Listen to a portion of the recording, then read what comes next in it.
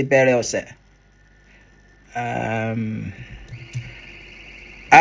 lórí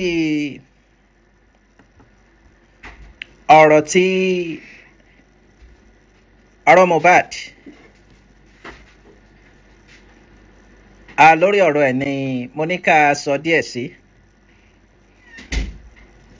Ẹ rí i pé látìgbà tí Sam Larry ti ṣe interview ọ̀rọ̀ òun ni àwọn nǹkan míì ti ń jẹyọ.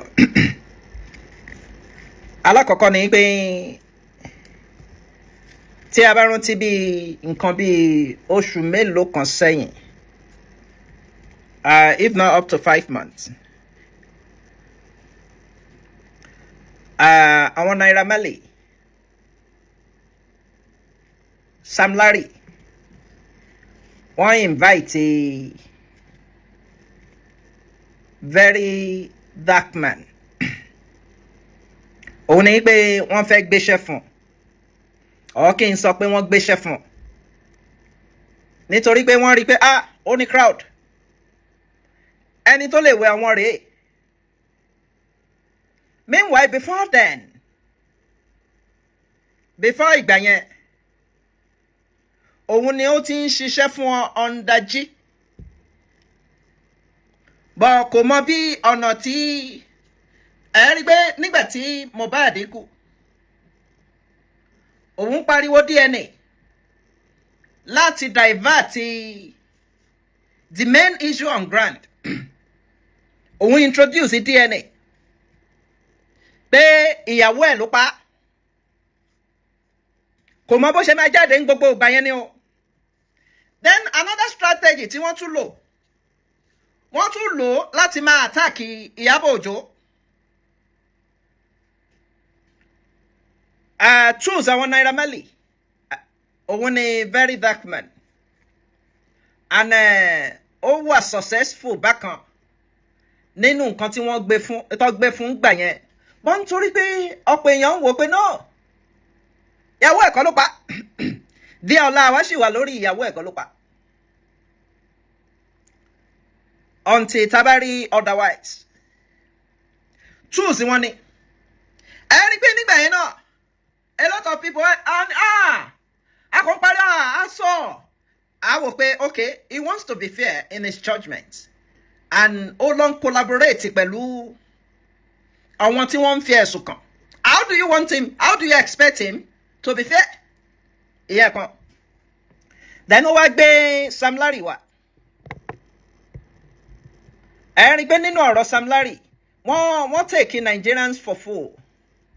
Wọ́n believe pé most Nigerians wọ́n máa ń gbàgbé nǹkan. Because initially, wọ́n bẹ̀rẹ̀ lọ́wọ́ Sam Larry lọ́wọ́ ọgbà kan. Wọ́n ní kí ló dé tó ń attack Mohbad. Ó ní nítorí pé òun fún lówó kó wá play show fún birthday. Ó ní kò dẹ̀ dáwọ́ yẹn padà, kò dẹ̀ show. Nǹkan tí ó sọ nìyẹn. Wọ́n ti tútù ẹ̀. Wọ́n ní ṣé mọ̀ pé èyí tó sọ ní àná burial ni ó pè. Ìkan burial, ìkan birthday. But nǹkan tí wọ́n fẹ́ wọ̀ ẹ́ mọ́ lórí ẹ̀, ṣé mọ̀ pé bàbá Mohbad insist pé kí wọ́n bring case yẹn back. Bàbá Mohbad tó sọ ní àná tó ní àwọn Naira Marley, àwọn Sam Larry, àwọn kan ni wọ́n pa Mohbad. Àwa náà ò sọ pé wọ́n pa Mohbad. Èmi náà ò sọ pé wọ́n pa Mohbad. But nǹkan tí à ń sọ láàárín yẹn ni pé wọ́n wà lára nígbà tí Mohbad wà láyé. Instagram phone kan mò ń lò ń sìn, my other phone ti lò mọ́ ọ̀dẹ̀ charge. Nígbà tí Mohbad wà láyé, wọ́n búlẹ̀ and kò sí tàbí ṣùgbọ́n ń bẹ̀ pé wọ́n búlẹ̀. Ṣùgbọ́n the bully aspect òun ni Sam Larry ló fẹ́ wẹ̀ mọ́. No, mo máa play ọ̀rọ̀ Zatan yẹn náà. Bully aspect yẹn nítorí pé àwọn náà wọ́n mọ̀ pé wọ́n bully ẹ̀. Ṣùgbọ́n nínú ọ̀rọ̀ Zatan, òun try láti sọ pé mídíà kọ̀ọ̀kọ́ ti ibìkan ni alákọ̀ọ́kọ́ mídíà ò sí ń bẹ̀ nígbà tí wọ́n ń ṣe tóun àti Zlatan jókòó àbí kò ń ṣe pé TVC wà ń bẹ̀ Pulse and Pounder ò sí ń bẹ̀ Linda Ikeji ò sí ń bẹ̀ gbogbo àwọn èèyàn ò sí ń bẹ̀ there is a purpose and reason tí wọ́n fi ju fídíò yẹn jáde at that time. ẹni gbé píṣọ àwọn mẹ́ta ni mo gbé àbẹ́ àwọn mẹ́rin ṣẹ́rí wèrè àkọ́kọ́ tó wà lókè yìí ìyẹn Lizzy Anjorin attention seeker nìyẹn ìyẹn wèrè nìyẹn attention seeker ni kò sínú fíìmù yìí ìbí tó fi máa mọ̀ pé wèrè ni pé ṣó mọ̀ pé ó lè jáde lẹ́nu mo ń dá sí nǹkan tó ń kàn mí ọ̀rọ̀ ń pa fámìlì mi ni ó lè sọ yẹn ó máa ń sọ yẹn wàá rí pé eléyìí ò ń sọ̀rọ̀ fámìlì ẹ̀ Ṣọlóyèdè good evening thank you pius good evening mo kí gbogbo wa eléyìí ò ń ṣe ọ̀rọ̀ fámìlì ẹ̀ wàá rí pé wèrè ni wèrè ń gbà mí á sọ̀rọ̀ míì wàá wò pé ṣé bẹ́ẹ̀ ni ló sọ nǹkan báyìí attention seeker ni ṣẹ́rẹ́ ọ̀rọ̀ láàrin òun àti Sam Larry òun náà ń ṣe bí ẹni pé òun ń support tí wọ́n ń gbà yẹn ìdí tó dẹ̀ fi ń support wọn ni pé láàrin òun àti Sam Larry náà ó wà lára àwọn tí wọn ò ní wá sí ìkómọ Florida ìdí tó fi ń support wọn nìyẹn àbọ̀ ní ìkómọ tó ò ní wá sí ìgbéyàwó Florida ìdí tó fi ń support wọn ni pé Sam Larry ti gba orí òun náà kọjá ẹ rí pé òun ló fi ní audacity láti jáde tó fi ń bú Sam Larry bẹ́ẹ̀ yẹn pé àbò ń ṣeré tí bá gbà ẹ́ nígbà tí tó o bá ń jẹ́ pé nǹkan kan gbà rìn wọn kọjá pé on a neutral guard pé on a neutral level kò ní ní àyà tó yẹn láti fèsì Sam Larry. then nínú ọ̀rọ̀ yìí ẹ̀rù tó ń bà Sam Larry ní pé of course tá a bá ń sọ̀rọ̀ ń pa bully náà ní offense tiẹ̀ rí pé ńgbà yẹn ọ̀gá ọlọ́pàá jáde pé even tó bá yẹ pé wọ́n bully within 1 year in fact time tí wọ́n bully sí time tí Mohbad kú within 1 year ni. so ẹlẹ́nkejì ni ìyẹn irinṣẹ́ wọn nìyẹn irinṣẹ́ tí wọ́n fẹ́ lò because wọ́n believe pé ọ̀rọ̀ tó bá ti sọ àwọn èèyàn máa gbà á. màá wá lọ sí ẹjẹ ń sáré lọ sí ọ̀rọ̀ Zlatan ibẹ̀ má ti bẹ̀rẹ̀.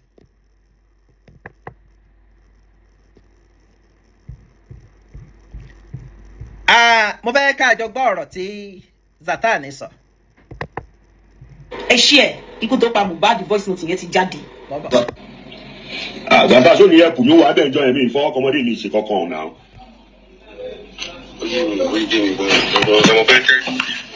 ká bá wo ọ̀rọ̀ yẹn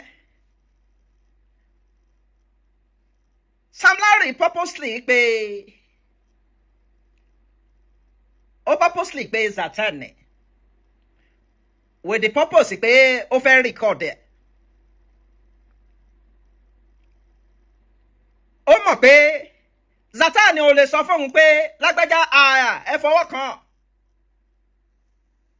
lóòótọ́ àárí ibi tí ó ti fọwọ́ kàn ṣùgbọ́n a rí ibi tó ti ń harass ẹ̀ torí ńgbà tí kí ló ń pè Mohbad wọlé fídíò tá a rí a sọ pé wọ́n ṣò pé ó ń fún blow wọ́n ṣò ibi tó ti ń harass ẹ̀ ẹni tó pe Zlatan òun wà careful torí ó ní ọ̀rọ̀ tóun fẹ́ gbọ́ látẹnu Zlatan màgbà ọ̀rọ̀ ó ní Zlatan tó ní help ní help lòun wá kiri and gbogbo any single ọ̀rọ̀ tó lè help ẹ̀ nínú ọ̀rọ̀ tó wà nílẹ̀ òun lòun fẹ́ lò wọ́n wá gbé Olúgbòhùn fún wọ́n ní kó lọ bá Zlatan pé ó ṣeé ṣe kò ní fẹ́ sọ òun náà ní fẹ́ sọ pé ẹ̀gbọ́n nǹkan tẹ́ ẹ ṣe ń gbà yẹn kò yẹ kẹ́yìn náà ṣe bẹ́ẹ̀ fún torí pé lápá kan Zlatan ń bẹ̀rù Sam Larry máa gbọ́ ọ̀rọ̀ yẹn o. mo sọ fún yín ẹ máa kí press mi èmi náà ṣọ́ra mi mo ṣọ́ra mi.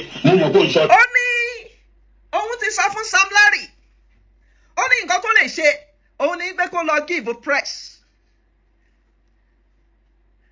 of course wọ́n ti ní ọ̀rọ̀ kan tí wọ́n jọ sọ ẹ rí i pé láti ìgbà tí Mohbad ti kú Zlatan ò jáde láti sọ pé bóyá àwọn Naira Marley wọ́n treat ẹ̀ good àbí wọ́n treat ẹ̀ bad ó try láti stay neutral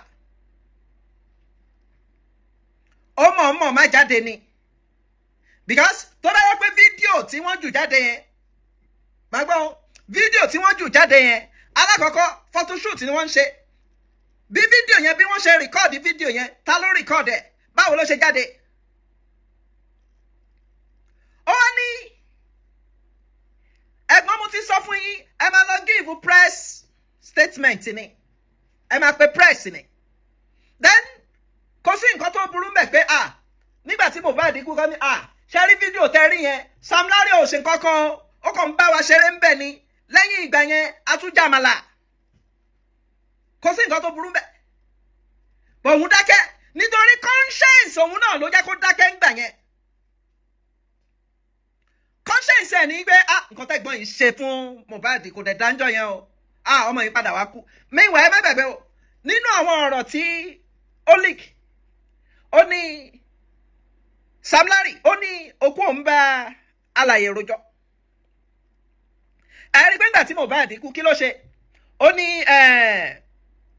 tẹ́bá rántí mo ní fídíò ẹ lọ́wọ́ ó ṣàsọ pé òkú òun bá alàyè all case settled something like that máa gbọ́dọ̀ meanwhile àwọn tí wọ́n tọ́lọ gbéṣẹ́ fún ẹwọ́rú very dark man yìí sìn ó yẹ kí ìyẹn náà gbé fídíò jáde gbogbo àwọn voice note tí Sam Larry yìí sọ pé ok níbí yìí ó ní all case settled níbí yìí ó ní òkú òun bá alàyè rojọ́ and people know or people knew that you are referring to Mohbad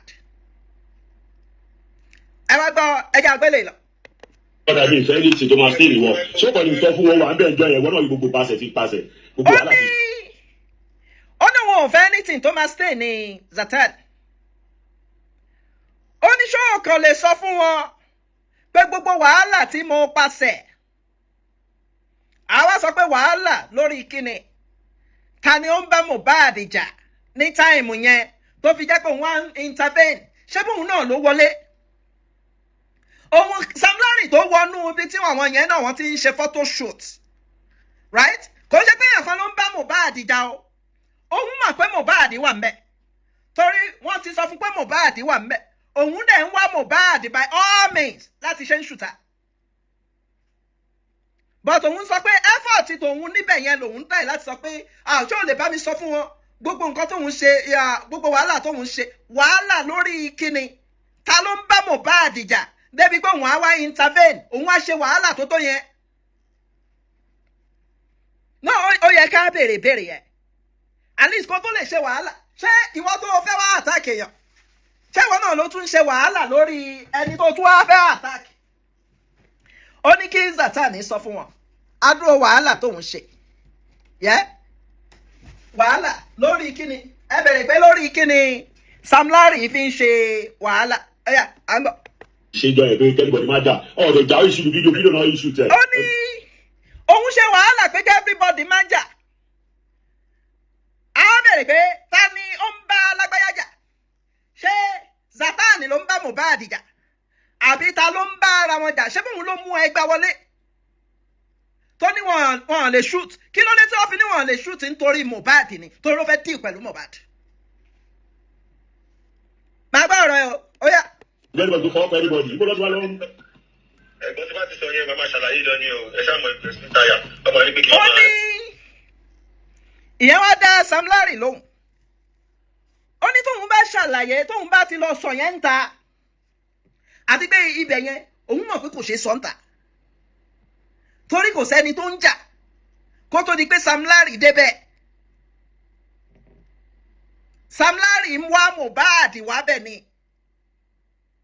nítorí Mohbad mo ní fídíò yẹn bí mo bá plẹ̀ kí wọn náà rí tí Zlatan tún bẹ̀ ẹ́ bọ́ òun sọ bí ìgbà tó yẹ pé gbà tó ń rí Zlatan tó ń jà pẹ̀lú Mohbad òun ṣe wàhálà láti là wọ́n pé ó wá ń béèrè lọ́wọ́ sẹ́yìn ó ṣàrí wàhálà tí mo ṣe ń bẹ̀ yẹn ó rí pé wàhálà tí mo ṣe ń bẹ̀ yẹn ò sọ fún wọn ní àtúnjàmàlà ọ̀yà à ń gbọ́. ẹ mọ̀ ó máa ń ti di mo fẹ́ ìbọn bùkà mi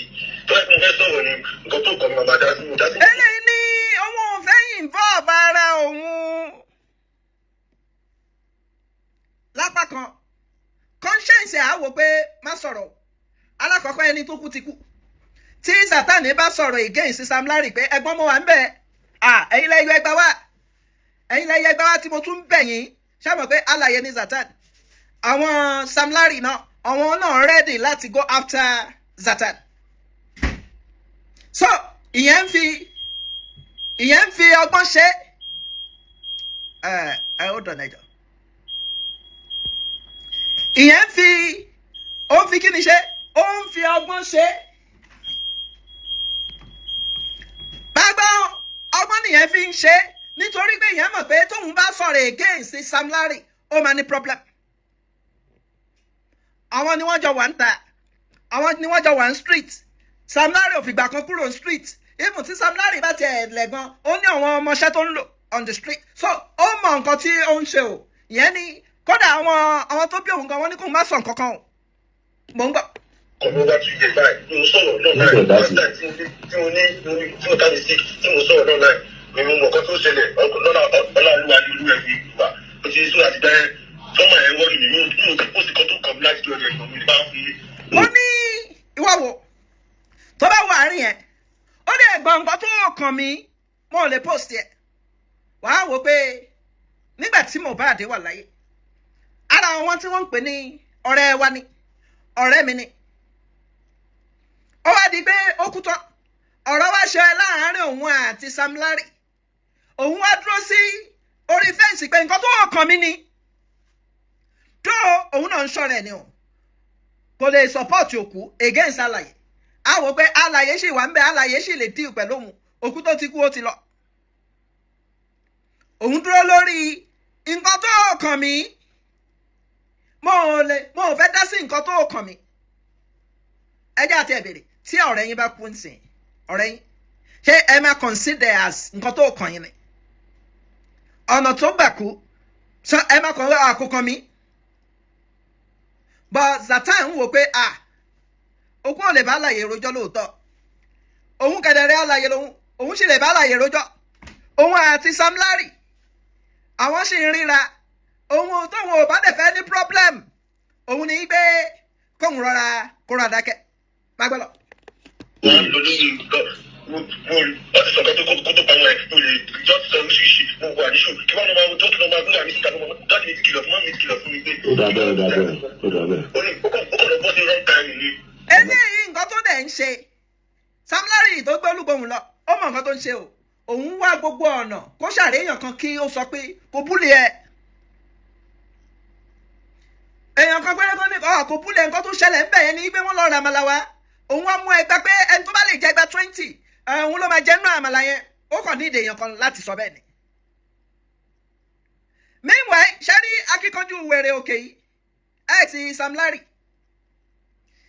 nǹkan tí yẹn expect kí Sam Larry yìí sọ ní pé Ìyábọ̀ mọ̀ ń pa ẹ̀ Ìyábọ̀ ní problem yẹn torí ọ̀rọ̀ yìí kò kàn bó ṣe máa ń sọ ó ní ọ̀rọ̀ tó o bá kàn wọn ò ń dá sí so àwa ní ọ̀rọ̀ yóò kàn wàá rí pé èyí tó kàn jù náà ní pé Sam Larry àbò ń ṣeré máa fún ẹgbẹ́ tí ẹ̀ ń torí pé nǹkan tó pa wọ́n pọ̀ ní ìjà abẹ́ ni ìjà tiwọn abẹ́ ti pa wọ́n pọ̀ so gbogbo èyí tó ń sọ yẹn Sam Larry akọ̀ máa rẹ́rìn-ín pé kí ló ń ṣọmọ yìí ń ṣe anyway ẹ jẹ́ àwọn máa gbọ́ tiwa lọ.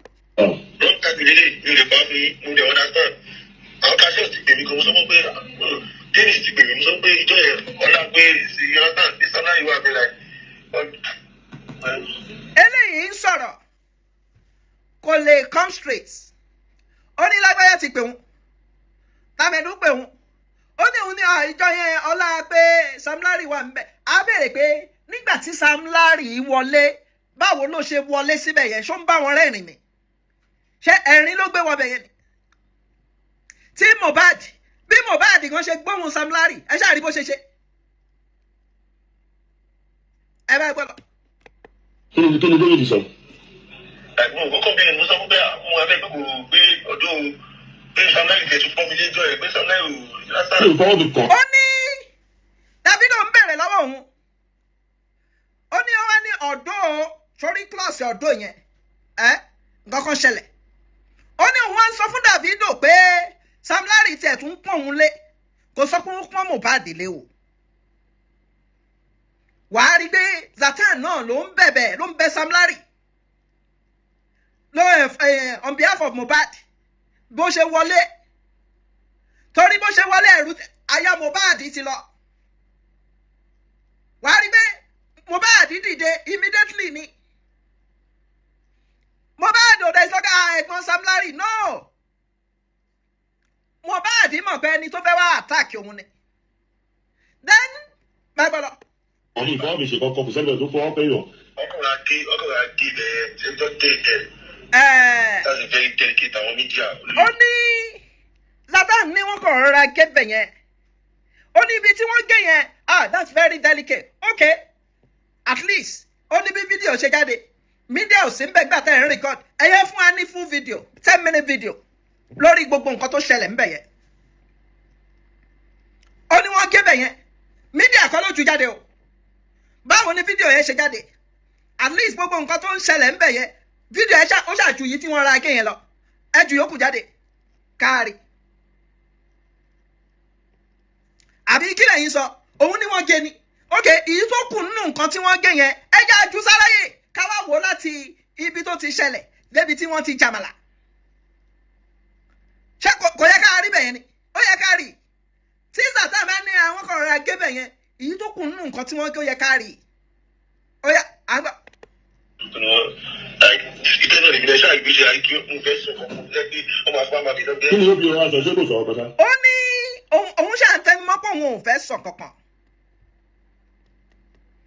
bẹ́ẹ̀ ni àwọn ní kámẹ́rà níwájú kọ́ fún wa ní full video at least 5-minute video a lè jẹ́ kọ́wọn èèyàn understand better pé lóòótọ́ torí Zatan ń claim pé wọ́n gé bẹ̀ yẹn ni ókè tí wọ́n bá gé ó yẹ káwọn lè ní full video lọ́wọ́ à ń gbọ́. ẹlẹ́ni tó láìkì ni tó fẹ́ràn mi.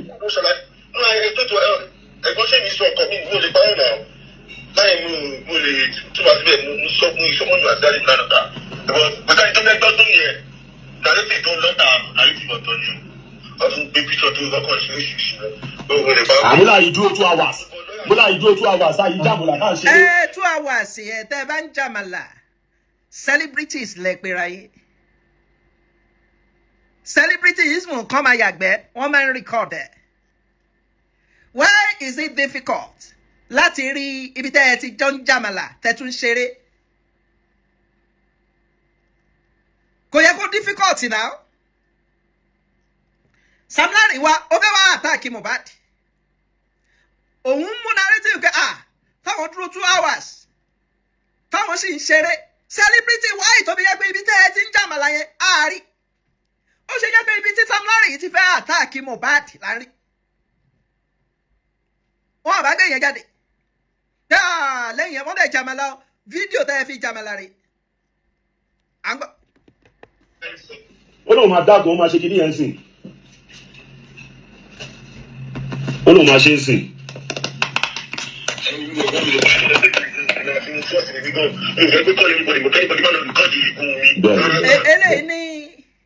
eléyìí ní kò mọ̀ pé ikú ń bọ̀ mọ́ rìn tí wọ́n bá ní ikú ń bọ̀ mọ́ rìn.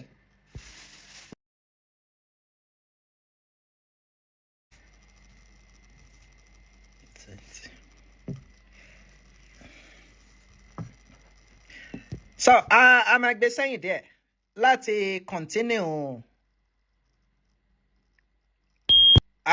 ibi tí a dé so basically nǹkan tí à ń sọ ni pé Sam Larry Zatan ó ń wà careful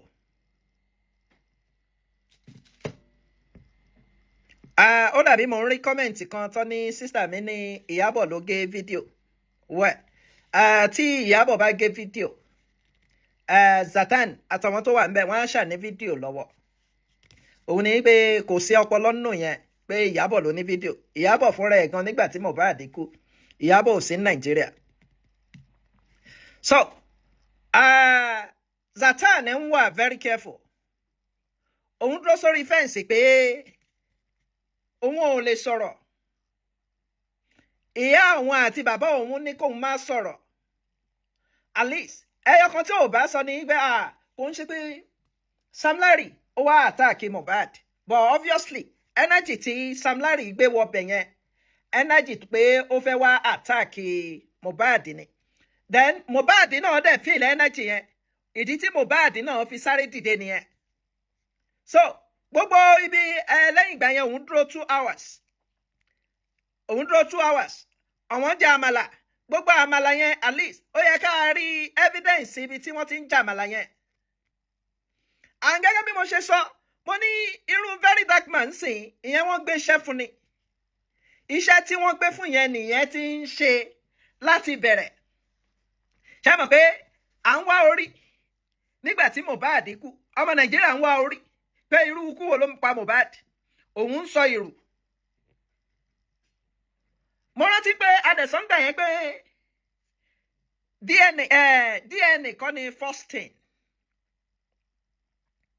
wọ́n tún gbé lọ sọ́dọ̀ kí lórúkọ arákùnrin Bẹ̀rẹ̀kẹ̀tẹ̀ a níyàn ò lè rí nǹkan kan mú bọ̀ níbẹ̀ sórí nǹkan mú bọ̀ because yẹn ní DNA is a motive gbọ́n ní ṣàmùpọ̀lọ̀ very dark man náà nìyẹn náà ń tẹ̀lé DNA à ń sọ fún yín pé náà kí ni nǹkan tó ṣẹlẹ̀ ṣé Mohbad wọ́n kàn fi nǹkan sínú oúnjẹ fún wọ́n dẹ̀ pa tí wọ́n wá ń wá pé irú nǹkan wo ló pa á ní rárá nǹkan kan ló lead sí nǹkan kan àkọ́kọ́ ni pé wọ́n ní wọ́n lọ pàtì àbí máa gbọ́ wọ́n ní bàbá Mohbad náà ní ẹ̀nà sọ pé òun àti ọ̀rẹ́ ẹ̀ ló jà ń pàtì tí òun àti ọ̀rẹ́ ò bá jà ní pàtì Mohbad ò ní injury débi pé wọ́n ní ó ní ọwọ́ yẹn ń rò wọ́n á wá pe nurse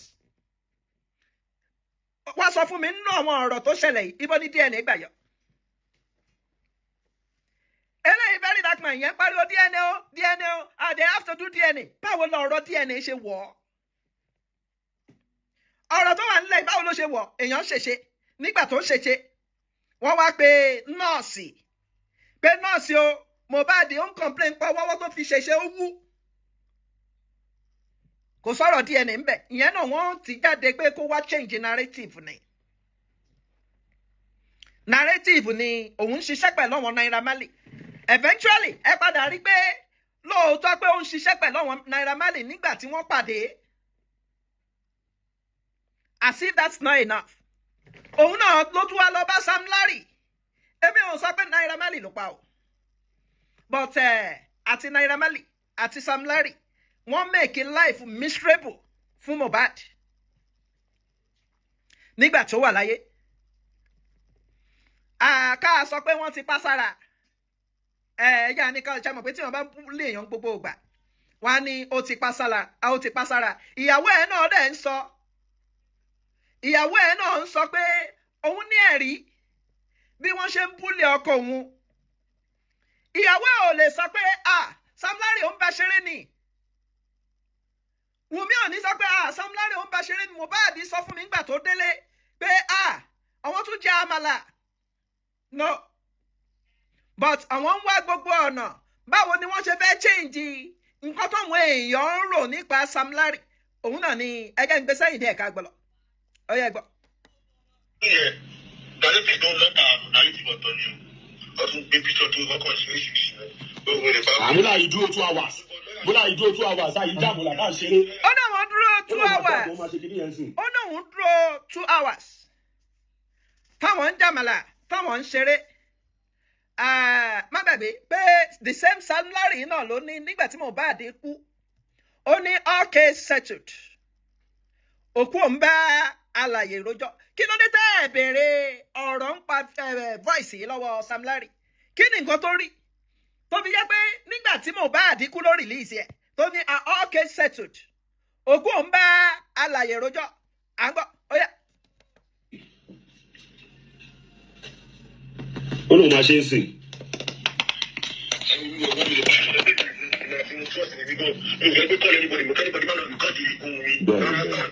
eléyìí ní òun ò fẹ́ gbé call everybody ó mọ̀ pé Sam Larry fún rẹ̀ ikú ń bọ́ mọ́ rìn ni kò wá imagine báwo ni Satan ṣe máa fi òun sìn pé àṣẹ Sam Larry rìkọ́ọ̀dù àbúrò bí yẹn ṣe ń wò pé àmọ́ ò fẹ́ gbé call everybody òun báwo ló ṣe máa fi ń sìn pé tó ń gbọ́ ohun ẹ̀ pé so nǹkan tẹ́gbọ́n yìí fẹ́ ṣe fún mi ni kádẹ́mì ni arákùnrin yẹn máa tètè sá pé ikú ń bọ́ mọ́ rìn òun ni Sam Larry ṣé mọ̀ pé ikú náà lọ́ fi ń wé tẹ́lẹ̀ anyway. Mo tẹ́ sọ gbogbo tó pè mí ò sọ mo pé èyí ò lè máa kẹ́lẹ́bọ̀dì bá lè máa kéèkù ohun rẹ̀. Mo ti kó lórí WhatsApp yẹn ni wọ́n máa lò yẹn wọ́n ti fẹ́ bú mi pa. Mo kọ́ tẹ̀lé sí náírà báyìí sí mi ò mọ̀ bí tó nà mí fake video. Fake video ni ọ̀lẹ́ lọ́nà ní náà lọ́rẹ̀. Àwọn kí ni ẹ̀rọ ń lò fà.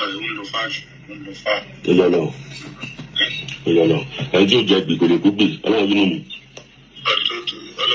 Ọlọ́run yínú mi bọ̀ kò sí problem ṣàwọn akẹ́rẹ́ àtàwọn nígbà òbí nígbà olè ẹ̀pù ní kò tẹ̀ sọ̀rọ̀ síta òbí náà tí wọ́n á rí fún pé mi ò ṣe ọ̀rọ̀ bẹ́ẹ̀ tí mo bẹ̀rẹ̀ lé ṣe tó bá jẹ́ pé mo lè sọ̀rọ̀ ni àti nǹkan tó kọ̀ mí máa ti máa. Sam Larry ní òun wò pé tóun bá pè é help ló ń wá and the help tó ń wá kẹ̀dẹ̀rẹ̀ can come from bóyá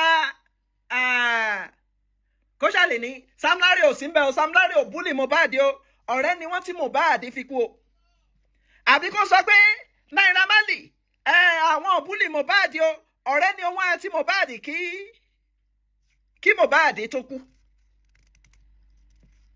ara àwọn nǹkan tí wọ́n ń wá Sam Larry fún nìyẹn wọn náà ṣáà ń gbọ́ ó yá máa gbọ́ lọ. Kí ló pàṣẹ máa kọ́ bá ètò mi ò dá sí kọ́kọ́ ìbọn mi ò dá sí kọ́kọ́ àti iṣẹ́ ayé mú kan fọ́nrán ìpamọ́ tí àwọn ìyá mi wà fún náà mi ò pọ̀ sí àti bàbá tó bí mi ló ṣe wà yìí. Mama. Ó dẹ̀ fi ń yé Sam Larry pé òun ò dá sí nǹkan kan o kò ń ṣe pé ó mọ̀ tó bá ní Sam Larry rárá ọ̀rẹ́ ni wọ́n ń ṣe eré ní Sam Larry wá bá wa ṣe ń jọ́ tó wá yẹn aráyé máa ní eré ṣé wọ́n máa ń báyàn ṣe irú eré bẹ́ẹ̀ aráyé máa béèrè lọ́wọ́ ẹ̀ tó bá dẹ̀ tún ní Sam Larry mọ̀ ń pa ẹ̀ ó wá àtáàkì Mohbad ni ṣé ẹ bẹ́ẹ̀ kó sọ pé wá àtáàkì Mohbad ẹ̀ bọ̀ apádà sẹ́tù ẹ̀ Sam Larry náà ò ní nífẹ̀ẹ́ sí máa gbọ́ lọ. Sọ́yà mi ṣe gbọ́ social media ní tí mo ti wà bẹ́ẹ̀ fún ìwà ìsìn mo gbé àwọn ọkùnrin kan ọkọ̀ dé ibi tẹ̀sí wọlé yẹn àwọn èèyàn ti bínú lọ. Ó ní ibi wọlé gan ṣé àmúgbọ́ pé akẹ́lẹ́bọ̀dì dìde kàtà fi lè lẹ̀ ní ìjẹ́fọ́. Ó ní wọ́n kàn lọ gé ibi tó ti wọlé yẹn. Sam Larry wọ́n ní rí pé ibi tí mo ti wọlé náà ṣé mo pé mo kàn ní kí everybody dìde ni kí everybody dìde ẹ fẹ́ ṣe cultural àbí ó mú ẹgbẹ́ dání ó ní kí everybody dìde ẹ̀rù ń bà Mohbad tó sáré dìde ṣé eré ni ó ń ṣe fún eré ló ń bá ṣé mo pé téèyàn bá tiẹ̀ wọlé ó ní bẹ́ẹ̀ ṣe máa ń kíra èèyàn wàá tẹ̀ wọ́n gẹ́ Mohbad ó tó jọ́ mẹ́ta àzàtà ìwọ́n náà tiẹ̀ wá ń bì ṣé irú eré yẹn ló ń ṣe ẹ jẹ́ ká béèrè because bọ̀bọ̀ very dark ìyẹn fẹ́ ó fẹ́ redeem image tó ṣe redeem kí everybody dìde pé a fẹ́ ṣe tẹ́ǹtẹ́ àbí ó yẹ ká béèrè àgbọ̀. ọkàn lẹ́sẹ̀kẹsẹ̀ ló ti wọ mọ́tò ẹ̀. ó ní lẹ́sẹ̀kẹsẹ̀ ló ti wọ mọ́tò ẹ̀ ṣó ń gbọ́ ó ní wọn fọwọ́ kan lẹ́sẹ̀kẹsẹ̀ ló ti wọ mọ́tò ẹ̀ ókè lẹ́yìn ìgbà tó wá wọ mọ́tò ẹ̀ ṣó lọ ní àbọ̀padà wá láti wá jẹ àmàlà tó ní ẹ stay síbẹ̀ for 2 hours at least ẹni dẹ́rù bà tó wọ mọ́tò ẹ̀ kí ló máa ṣe tó ráyè wọ mọ́tò ẹ̀ kí ló máa ṣe àyàdànù ni. Sam Larry ní lẹ́sẹ̀kẹsẹ̀ ló ti wọ mọ́tò ẹ̀ ẹni ṣé lẹ́yìn ìgbà tó wọ mọ́tò ẹ̀ ló tún wá drive padà pé ó yẹ ẹjẹ́ àjàmàlà because ó yẹ ká béèrè. ó yẹ náà ṣá ó yẹ náà kò sí èrè máa pè ọ́ ṣe lọ. Now, for those of you so láàrin òun àti Sam Larry nìyà láàrin Zatan àti Sam Larry ẹjẹ́ àgbọ̀ nǹkan tí eléyìí fẹ́ sọ ẹjẹ́ àgbọ̀ eléyìí fẹ́ ó fẹ́ redeem image redeemer lélẹ́yìí ẹjẹ́ àgbọ̀ nǹkan tóun náà sọ. understand Yoruba, let me give you a little summary. But please tell people that understand Yoruba to explain this thing for you. Now then you will not say Zlatan no try at all. At all. Now somebody says, Zlatan, won't you help me? Ó ní eléyìí ní Zatan ò ṣe nǹkan tó dáa rárá. Because kí ló fẹ́ yẹ kí Zatan sọ? Kí wọ́n ní rárá o, gbàtí Sam Larry wọlé yẹn, Mohbad ó ní ká wá ṣe cultural dance. Mohbad wá ní òun ò ṣe ó wọ mọ́tò ẹ̀ ó wá ń lọ. Because mo understand nǹkan tó fẹ́ yẹ kí Zatan sọ. Bí ó yẹ ká bèrè kí ló fẹ́ kí Zatan sọ láàrin yẹn.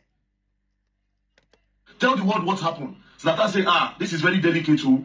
that Sam Larry should go and give a press release instead. ó ní Zlatan níbẹ̀ lágbáyà sọ nǹkan tó ṣẹlẹ̀ no kò sọ pé kó sọ fún aráyé nǹkan tó ṣẹlẹ̀ Sam Larry lọ bá pé kó wá redeem òun ni kó help òun and tó bá dẹ̀ yẹ pé help ló bá débẹ̀ ìsídà kó wò pé ibi tó yẹ kó ti sòótọ́ náà á ṣe kí ni á tẹ̀rí á tẹ òótọ́ rì torí pé ó fẹ́ support Sam Larry ni ó gbọ́ mi gbọ́ já fi sẹ́yìn díẹ̀ sí ẹ̀yìn díẹ̀. yóò ń sọ̀rọ̀ pẹ̀lú àtàlù bọ̀ nígbà wo bí wọ́n lè ẹ̀pù ní kò sọ̀rọ̀ síta èmi náà tí wọ́n á yí fún pé mi ò ṣe ọ̀rọ̀ bẹ́ẹ̀ tí mo bẹ̀rẹ̀ sí ṣe tó bá jẹ́ pé mo lè sọ̀rọ̀ ni àti tó kọ̀ mi máa ti máa dá sí máa ti máa kọ́ kí máa ti máa kọ́ ètò mi ò dá sí kankan ìgbó mi ò dá sí kankan àti mi ṣe àyè nínú kan fún mi pamọ́ tí àwọn ìyá mi wà fún mi ní òpó sí àti bàbá tó bí mi rí mo ṣe wà yìí. mọ́mọ́. mo lè bá wọn gbé ní oṣù yàrá mi ṣe ẹ̀gbọ́n social media ní ti mo ti wà mẹ́fọ̀ ìgbà ìsìn mo gbé àwọn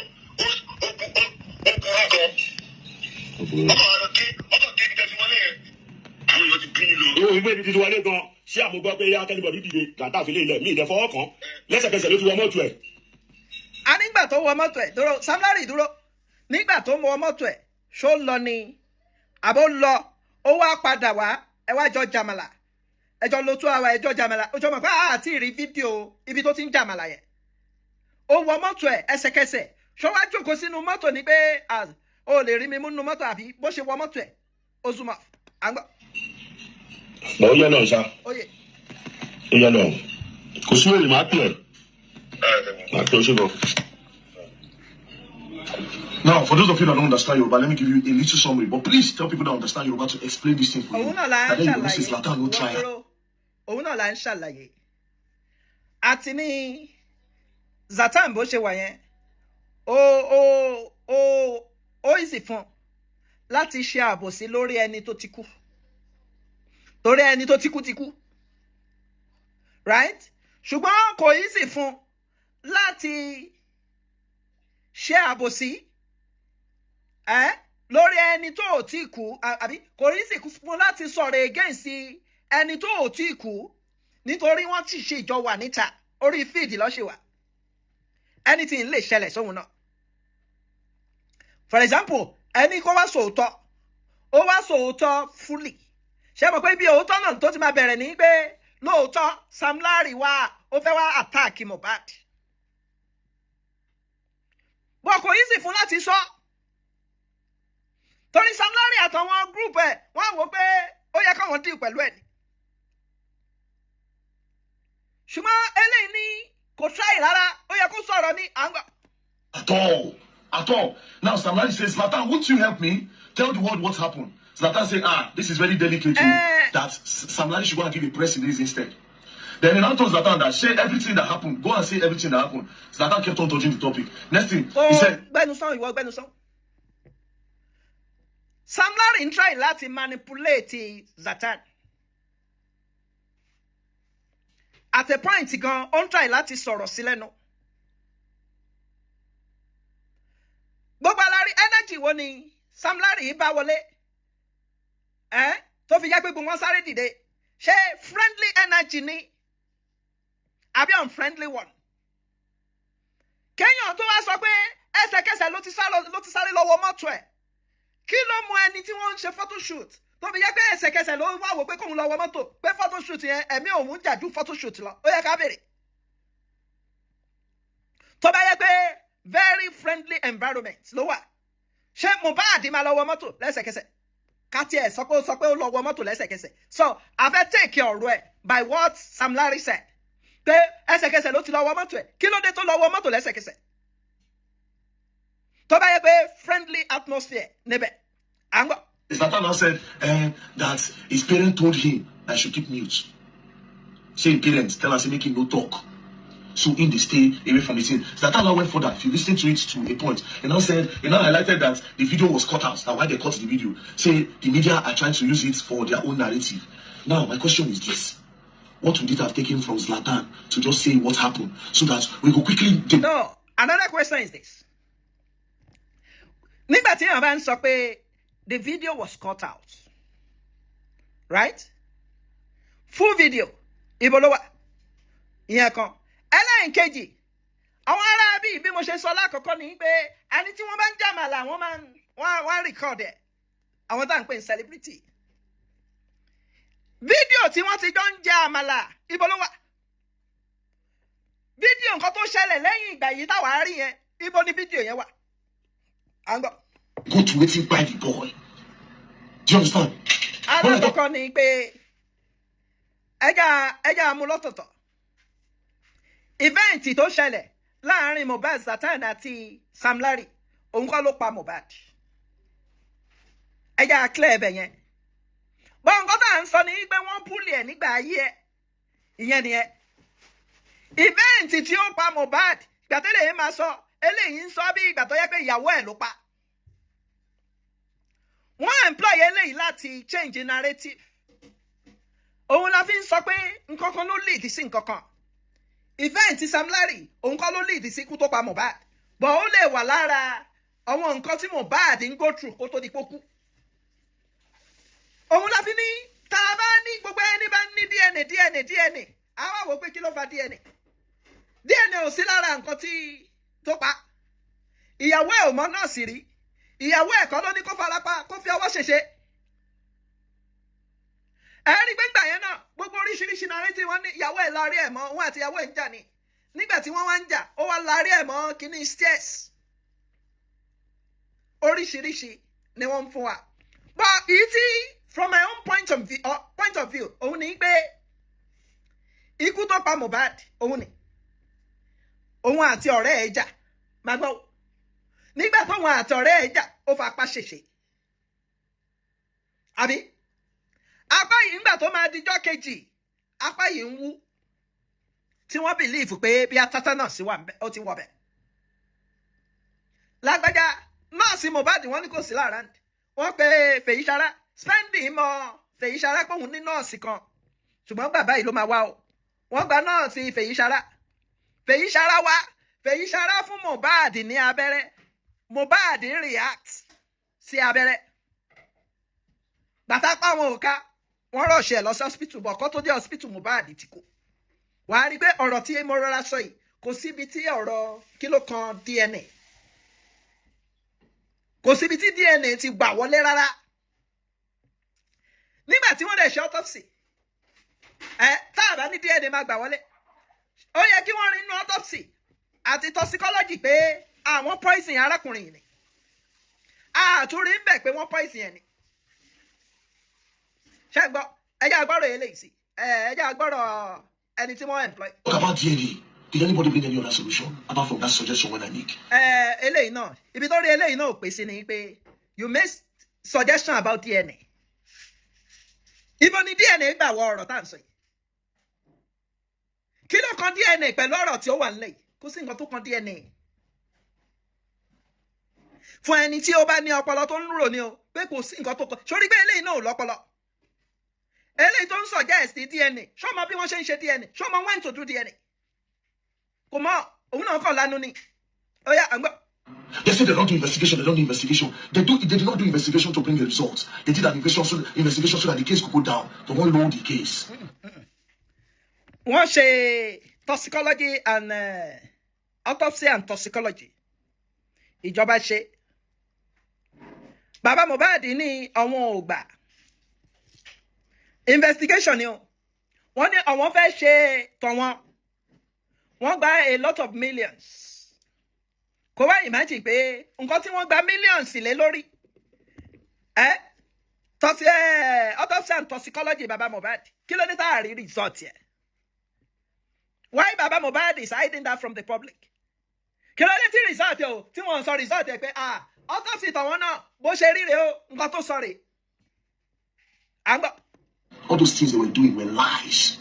Èwo ni true? Lies. Somebody did somewhere they push narrative. People they benefit. People in Ghana. Èwo ni true? Ó yẹ tí wọ́n bá ní likes lélẹ̀. Bẹ́ẹ̀ anything tí gbogbo èèyàn bá ń sọ kò sọ òótọ́ ń bẹ̀. But ó yẹ kóun lè fún wa ní òótọ́ lélẹ̀. Agenda. And I bring Sam Larry back and they ask a question unedited. One thing they don't edit. They don't make her look fine. But still on still. They say, why did they bring it back? Now this one make me look like very dark man. What do you think I want to use your life for? Is that what you like to? Ṣẹ́rí eléyìí ẹ̀yin tẹ́ ẹ̀ mọ́ lẹ́ẹ̀mọ́ attention seeker lélẹ́yìí. Eléyìí náà ń ṣiṣẹ́ owó ẹ̀ ni. Because tí a bá wò kí ni purpose tó fi gbé Sam Larry wá? Nítorí pé of recent bàbá Mohbad sọ pé no àwọn fẹ́ kọ́ revisit kéèsì Sam Larry. Ṣebí after tí media gbé pé on the 2nd of July ni wọ́n máa decide nípa kéèsì Sam Larry. Ṣebí gbà yẹn ni àwọn náà lọ bá bí àwọn lọ bára wọn ni o pé ẹ wá interview mi kó lè dàbí ẹni pé òun ò mọ kankan pa ẹ̀. Kéèsì tí wọ́n fẹ́ bá fà ìyẹn tí kéèsì bá wà ń bẹ̀ òun ni pé kí ló dé tó ń búlì ẹ̀ nígbà ayé ẹ̀ kò ń ṣe kéèsì kí ló dé tó pa Mohbad. Ó gbọ́ mi kéèsì kí ni Mohbad ṣe fún tí wọ́n ń fòrò ẹ̀mí ẹ̀ tó yẹn ọ̀yà ẹja gbélé lọ. I be like, they find you like, I be like, mad. I be like, they like you like. This boy has not been buried for crying out loud. That's not been buried. His spirit is waka everywhere. Spirit kankan ò wàká níbi kankan. Ọ̀rọ̀ aláìmọ̀kan ni kò ní spirit ẹ̀ ń wàká everywhere. Right? Òun ni àwa ti fún yín solution. Bóhùn yín kẹ́ ẹ sin Mohbad. Bóhùn yín kẹ́ ẹ má sin. Tó bá dẹ̀ jẹ́ pé ẹ fẹ́ gbé síbì kan ká wá máa fowó wò ni. A mọ̀ pé nǹkan tẹ́ ẹ fẹ́ ṣe nìyẹn. Because àìsí ẹ̀ ìyẹn ò sọ pé kẹ́ má pursue kéèsì tẹ́ bá fẹ́ pursue. Àìsí ẹ̀ ìyẹn ò sọ pé kẹ́ má kí ló ń pè é kẹ́ má bá Sam Larry fa kéèsì. Àìmọye ṣe bí Mohbad tún lọ́kì ẹ tún rí yìnyín gbé sí. Àìmọye ẹlòmíì tó jẹ́ pé wọ́n kọ̀ kú síbì kan ni. Wọn ò tẹ́ rẹ́ ni gbé wọn pé òkú ẹ̀ rè. Òkú wọn kọ̀ wà ń bẹ̀ ó dẹ̀ wú ó bẹ́ ó dẹ̀ jẹrà síbẹ̀. Ká ní spirit àwọn èèyàn náà ń rìn kiri. Ẹ máa tọ́ra yìí. À ń gbọ́. She never get justice. Zlatan, if you be man enough and you know say you want justice for this boy, come out and talk. You know what happened in that video. Why did you not say it? No, Zlatan ò ní ìdí láti sàn kankan. Sam Larry náà, ó ṣáà níbi tẹ́ ẹ ti ń jàmàlà. Kò ju fídíò ibi tó ti ń jàmàlà jáde. Fídíò àkọ́kọ́ tí wọ́n gbé síbẹ̀, Sam Larry náà fẹ́ nu ara ẹ̀ sọ. Ó ní immediately Mohbad ó sá lọ sínú mọ́tò ẹ̀, àbí? Ó wọnú mọ́tò ẹ̀. Ẹni tó fẹ́ ṣe photoshoot. Photoshoot ló fẹ́ ṣe o. Wọn ò tí ì ṣe o. Kó tó di pé Sam Larry àti àwọn ọmọ ogun ẹ̀ tí wọ́n débẹ̀. Ṣé tí environment ẹ bá dáa? A sá lọ sínú mọ́tò ẹ̀. Or probably maybe because you wanted these people to go down. Maybe. Or maybe you didn't want justice for the boy. And guess what? I heard that at 12 Naguda show for Ikorodu that night, you were there. But you just gently come out yourself. Why? Tábà wo pé wọ́n jọ lọ sí show. Gbogbo àná rí àwọn tí wọ́n jọ lọ show wà ńbẹ̀. But kò sínú mọ́tò for real. Mọ́tò ọ̀tọ̀ọ̀tọ̀ ni wọ́n jọ wọ̀. So, but eléyìí náà, mo mọ nǹkan tẹ́lẹ̀ ìfẹ́ mú jáde nínú ọ̀rọ̀ ẹ̀. Ó ní kó wá sọ̀rọ̀. Èyí tó ti sọ tí Sam Larry gbà lẹ́nu èèyàn náà is enough.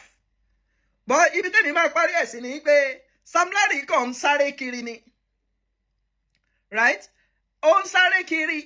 Eré tó dẹ̀ ń sá kiri láti wẹ́rẹ́ ẹ̀ mọ́ pé eré mo lọ bá ṣe ń jọ yẹn o. Ó ń bá ṣeré okú pankẹ́rà, okú àwọn ọmọ ogun, okú ọbẹ̀. Wọ́n náà dẹ̀ sọ fún rẹ̀, ó ní ó sá lọ sínú mọ́tò ẹ̀. Immediately ló ti wọnú mọ́tò ẹ̀.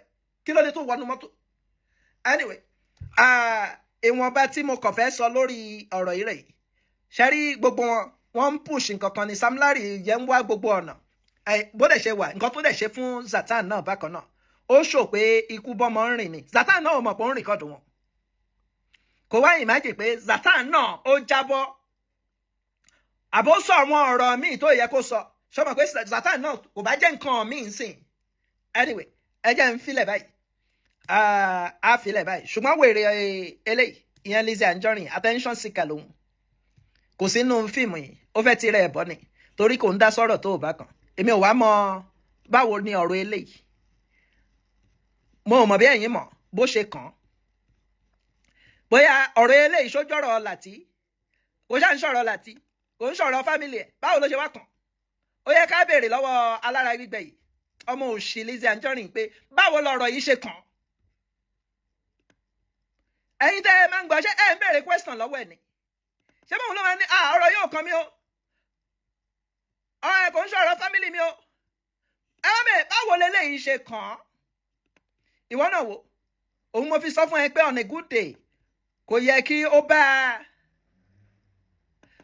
kí ó bá Sam Larry kò yẹ kó sọ̀rọ̀ sí Sam Larry bẹ́ẹ̀ yẹn ìwọ náà gbọ́ já sáré lọ́bẹ̀ ká tó máa lọ.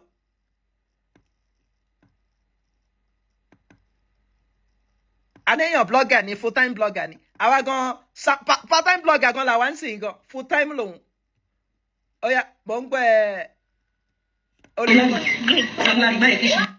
ó lè túmọ̀ tà dúró ó lè túmọ̀ tà dúró. ó ẹ kọ́ ló fẹ́ jẹ́ láàmú Sam Larry jà. Sam Larry báyìí kí ṣubú èmi àti. ó ní Sam Larry ó ní kó má jẹ́ kí èṣù lòun àti ẹ̀ wá wò pé kí ló lè tó dá sọ̀rọ̀ Sam Larry ṣé ọ̀rọ̀ yẹn jọ̀rọ̀ Láti tó ń dá sí ó jọ̀rọ̀ ẹbí ẹ̀ ó wá ní kó wẹ̀ ṣẹ́rí on a good day kò yẹ kó bá Sam Larry sọ̀rọ̀ bẹ́ẹ̀ yẹn náà right bọ́n nítorí pé Sam Larry ti wà lára wọn tí wọ́n ní wá sí wedding Florida ó wà nínú set wọn tó ní wá òun ló fi ní gọ́ọ̀tì láti máa bá sọ̀rọ̀ bẹ́ẹ̀ yẹn láàrin èmi àti báwo lọ̀rọ̀ yìí ṣe kàn ẹbẹ̀ lọ́wọ́ olè dúmọ̀tà pé ọ̀rọ̀ tó wà nílẹ̀ yìí báwo ló ṣe kàn ó yà ń gbọ́. tó o ní ìdìgbà tí gidi ìgbà tí kò máa fi ọwọ́ méjèèjì pa ẹ̀ pọ̀ bóòsì. ẹlẹ́jà wèrè ni pàkúrúmọ̀ kóòdó dáadáa pàkúrúmọ̀ kóòdó dáadáa gbogbo ẹ̀yin tẹ́ bá fẹ́ ra product iléeṣẹ́ tí ọ̀ natural bar ohun nìyí ẹ wo ó tún ti fẹ́ tán o manpower náà ti fẹ́ tán ẹ̀yin tẹ́ bá nìdí ẹ̀ àti ti jẹ̀jẹ̀dẹ̀ ó tún ti fẹ́ tán o bí mo ṣe pariwo ti diabetes nìyẹn tó wá tó ń sìn tí mo wá ń kọ orúkọ lẹ̀ jọ ìwé mi ti fẹ́ kó àwọn tó fẹ́ rògbò diabetes ṣé ni mo dẹ̀ list orúkọ mo dà tó bá ti dé máa pé yìí orúkọ àti nọ́mbà ẹ wo pàkúrúmọ̀ kóòdó dáadáa kò ní side effect bàbá 70 ń lò bàbá 80 ń lò bàbá 25 ń lò ó máa jẹ́ kẹ́ ṣe kí ni kẹta kẹ́kọ̀ọ́lẹ̀ gidi ẹ̀yin tẹ́ bá níyàwó lé ẹ mú yàwó ọ̀gá yín níbi iṣẹ́ ẹ mú sí fún ẹ bó sí fún wàláhì ẹ máa gba promotion fúnra rẹ̀ ló máa lọ sọ fọ́kọ ẹ̀ pé my dear sórí staff ẹ yẹn mo kàn láìkì bó ṣe sáfíìsì wa service ẹ jẹ́ kúrò sí díẹ̀ kí n tó máa lọ a kàn sọ fọ́kọ ẹ ní pé wá sórí staff wa yẹn mo láìkì bó ṣe sáfíìsì wa nílé iṣẹ́ yìí fún ní promotion wàláhì bẹ́ẹ̀ ṣe sáfíìsì ìyàwó ẹ̀ lórí bẹ́ẹ̀dì ni àṣírí ẹ̀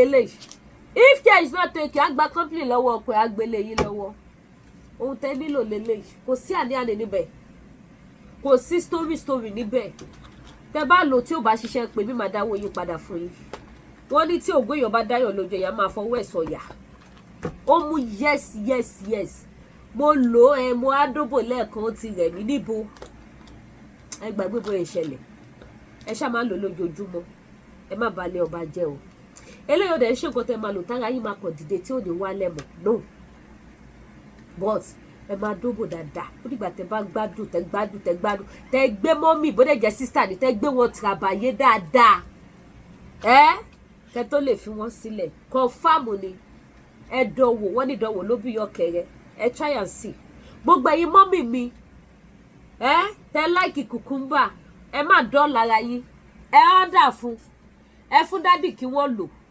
kí wọ́n gbé yín débẹ̀ kí wọ́n bá yín tú gbogbo bọ́tà náà tó ti lè yẹ kí gbogbo ẹ̀ dẹ̀ wá nísìnyí kára yín balẹ̀ pẹ̀sẹ̀ ìwọ̀nsẹ̀ kọ́kọ́ máa fokó lọ́yìn kẹ́ máa ní no mo wà okay mo tó fi lọ́yìn jọ mẹ́ta tẹ́ ìsáré hàn àbí tó fi lọ́yìn lójoojúmọ́ tẹ́ ìsáré hàn ìwọ̀nsẹ̀ kan ẹ sì máa rántí gbogbo áńgù tí wọ́n wọ̀ gbogbo kọ́nà gbogbo àwọn èkùrọ́ yẹn ẹlòmíràn mọ̀ pé kúrò wà nílé iṣẹ́ obìnrin èkùrọ́ dẹ̀ wà ń bẹ̀ ó wà ní left and right lẹ́yìn tó bá kọ bẹ̀ báyìí ẹ máa fìlẹ̀ á máa dún kúrò báyìí lọ́wọ́ máa dún ẹ má fi lè dín kéjì ẹ̀yẹ o ẹ má fi ṣe ẹ̀yẹ o confirm ni mo sọ ọlọ́run èkùrọ́ wà ń bẹ̀ o ẹlòmíràn mọ̀ bọ́tẹ́ bá gbélé lura gbogbo ohun tẹ́ ẹ̀ mọ̀ pé ó wà nínú Jerusalem yẹn wàláì gbogbo ẹ̀ lẹ́ máa gẹ̀ẹ́tì gbogbo ẹ̀ lẹ́ máa gẹ̀ẹ́tì ẹ má jẹ́ rojọ́ jù kó má dàbí pé mo ti sọ̀rọ̀ jù òun ni confam ni bó ṣe máa ṣiṣẹ́ ni mo ṣe ròyìn fún yín eléyìí ò ṣẹ̀fẹ̀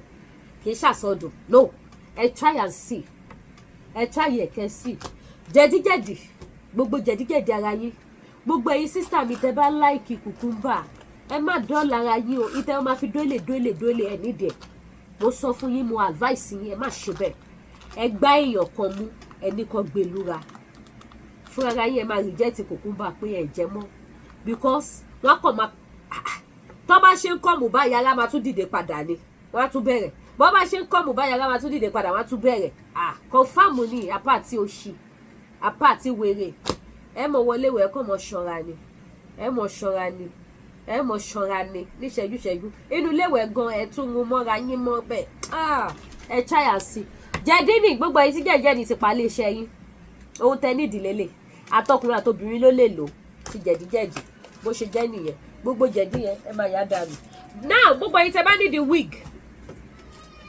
táìmù ti lọ mí ní polówó ọjà púpọ̀ fún wa màá kọ́ fún wa ní sample ẹ wo wig tẹ́ ń wò lọ́wọ́ mi very beautiful tẹ bá gbọ́ indomie lọ́mọ òun nìyí ó fine gan o tẹ bá gbé sórí tán lẹ máa rí àṣírí ẹwà ẹ bó ṣe máa mú òun nìyí ó fine gan very beautiful wig ṣe ti rí ó fine gan àwọn wig wà lóríṣiríṣi time ti lọ program yẹn ti ń gùn àwọn wig wà lóríṣiríṣi èyí tẹ bá ti fẹ́ ẹ pẹ̀lẹ́ dike bó bá jẹ́ àwọn woman yẹn náà bó bá jẹ́ àwọn ọba bó bá jẹ́ braid bó bá jẹ́ àwọn something like this tí mo lò ní ó wà available tó bá jẹ́ bob náà ó wà tó bá jẹ́ àwọn wet and waves ó wà àwọn fine wig gbogbo ẹ̀ ló wà available bákan náà yìí tẹ́ bá fẹ́ ra aṣọ summer ti dé ẹ wá ra native kẹfì rọ́ọ̀kì summer gbogbo ìtawọ̀ ṣòkòtò àti súùtù àti jacket àti gbogbo ẹ̀ lásìkò winter ó ti tó this time around ẹ ká lọ sí ìlú wa ká ṣe kíni ká gbé ògo Africa yọ ẹ wá ra native kẹfì rọ́ọ̀kì summer bákan náà yìí tẹ́ bá need àwọn jewelries lóríṣiríṣi ó wà available bákan náà yìí tẹ́ bá fẹ́ àwọn nǹkan spiritual items tó confam àwọn nǹkan spiritual items tó confam àwọn nǹkan tajà lóríṣiríṣi ó wà àwọn nǹkan ìṣẹ́gun lóríṣiríṣi ó wà ṣé ti aṣínà ni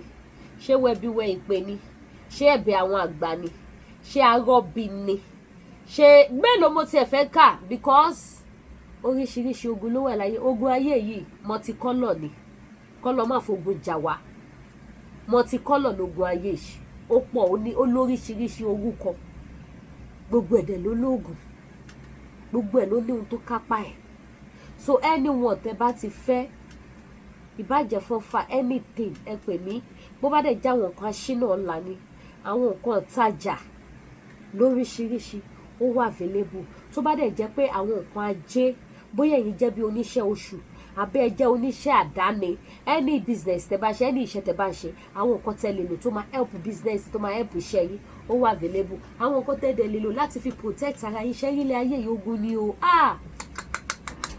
ṣé mo wí pé èèyàn tó bá ti jẹ́ èèyàn tó bá ń ṣe irú iṣẹ́ tí mò ń ṣe yìí tó ń tarọ ọjà tí mò ń ta yìí oríṣiríṣi ló máa gbọ́ oríṣiríṣi ló máa rí so ẹ jọ̀ọ́ torí Ọlọ́run mo fàsìkò bẹ̀ gbogbo ẹ̀yin bàbá ẹ má wòra yín níran ẹ tọ́jú ara yín ogun láyé yìí ilé ayé yìí kún fún ogun ni ilé ayé ta wà yìí ó kún fún ogun ẹni tó bá dẹ̀ dákẹ́ táyà bá dákẹ́ èèyàn kan pè mí jọ̀rọ̀ mi sọ fún ẹni pé kílẹ̀ wò tó fi dó báyìí gbogbo ẹ̀kọ́ sún àwọn ni iṣẹ́ Sátánì nìyẹn ó máa mú ìrẹ̀wẹ̀sì bá yín ẹ̀ẹ́rì nǹkan tó máa kí àìsàn tó ń ṣe yín báyìí ẹ wò bá wọ́n rí ní tẹ́sí jàre iṣẹ́ wọn ní iṣẹ́ àwọn ẹni bíi náà ni ẹ̀yin lẹ̀ ní gbà láyè ẹ̀yin lẹ̀ ní gbà fún wọn lẹ́ máa jára yín gbà ogun ò kì í fẹ́ kéèyàn rògbòlò èèyàn ló máa jára ẹ̀ tí bàbá gbé ìrẹ̀wẹ̀sì wọ́n tó lọ́wọ́ pé wọ́n ṣe lọ́la máa rà létà máa lò létà gbogbo àsìkò tó ń dá táìmù sí yẹn àwọn ń ṣiṣẹ́ burúkú lọ nínú àgọ́ ara ẹ̀ kọ́ ló má fi wá fún ìfẹ́ ọ̀tá kó má jẹ́ kó gun ayé mú wa so gbogbo ẹni tẹ́ bá ní àwọn kan spiritual items so many things ó wà níbí báyìí tí mi ò lè pariwo ẹ̀ online ó wà available bákan náà àwọn pef back to sender ọ̀nà ńlá define grace miss paris 77 àti bẹ́ẹ̀ bẹ́ẹ̀ lọ gbogbo ẹ̀ ló wà available mi àti chairman Loving and chairman náà ó wà available gbogbo ẹ̀ ló wà available tẹ́ bá ti fẹ́ ẹ̀yẹ ṣáà ti pé Lady K Ìfẹ́ Olúwaṣọ the baby of Yorùbá nation ojú òní ti wà. Bákan náà èyí tẹ́ bá tún wá fẹ́ ra ìwé lókù èyí tẹ́ bá fẹ́ lọ sí Nàìjíríà trending apartment tẹ́lẹ̀ lọ́ọ̀jì sí 2 minutes drive sí International Mohammed Airport 2 minutes drive ẹ pè mí kí n fún yín ní phone number wọn 24 hours light 24 hours internet 24 hours security one bed everything kitchen each apartment ló ní kitchen ní títí ẹ̀ each apartment ní kitchen ní títí ẹ̀ wà kò sí nǹkan tẹ́ bá fẹ́ kó bá yín ṣe tí wọn ò ní bá yín ṣe wọ́n bá yín ṣe bẹ̀ lóríṣiríṣi wọ́n bá yín tò sínú freezer sínú rúùmù yín síbẹ̀ sísìtì rúùmù yín wọ́n bá yín tò síbẹ̀ bó dẹ̀ jẹ́nu kitchen yín náà ni wọ́n bá yín tò síbẹ̀ ẹ kàn máa gbé nǹkan yẹn máa microwave sẹ́ni ẹ jẹun gidi gbogbo àwọn better food ẹja lóyìnbó odò ló máa bíra mi pé ẹjọ́ ṣé kìí ṣe ní odò tá ti ń pa ẹja Nàìjíríà lọ́ ti ń pa labroad ni ẹ wo ẹran náà ìlú mi má ṣe o Ọlọ́run á gba Yorùbá nation fún wa tó wọ́n tẹ́ fẹ́ jẹ bẹ̀tà tẹ́ fẹ́ wà òkè dáadáa tẹ́ fẹ́ ló máa lọ sí búkà káàkiri ẹ máa lọ sí DRS service apartment wọ́n á tọ́jú yín wọ́n bá yín ṣe gbogbo nǹkan tẹ́ bá fẹ́ gbogbo nǹkan tẹ́ bá fẹ́ kó bá yín sè ẹni oúnjẹ tẹ́ bá fẹ́ kó bá yín sè nínú kitchen ní apartment yín níbẹ̀ bẹ́ẹ̀ náà ló máa ti bá yín sè ojú yín náà ló máa ti bá yín sè nǹkan yín wọ́n lè bá yín store sínú freezer jọ ẹ kọ́ máa microwave sí nǹkan yín ni 2 bedroom wà 3 bedroom wà family lè lọ síbẹ̀ ẹ lè lọ ṣọlúdé níbẹ̀ so bó ṣe jẹ́ ní ojú òní ti wà èyíkéyìí tẹ́ bá ti fẹ́ ẹ pè mí lórí WhatsApp number mi number ti tẹ́lẹ̀ ó ti travel out mo ṣì yàn náà ọ̀sẹ̀ títí màá ṣe pariwo ẹ̀ títí dọdún yìí the ending of this month kí n tó stop àti máa tó polongo ẹ̀ pé ó ti lọ but for meantime màá ṣì máa sọ fáwọn èèyàn kan tó ṣẹlẹ̀ sí nọ́mbà yẹn àwọn WhatsApp ti block ẹ̀ so nọ́mbà yẹn ti travel out so ìta lóun sì òun lẹ́wọ̀n lójú screen yìí ẹ pè mí lórí WhatsApp ojú òní tí wàá mi ní wáyé tì ẹ ṣé gan ire o.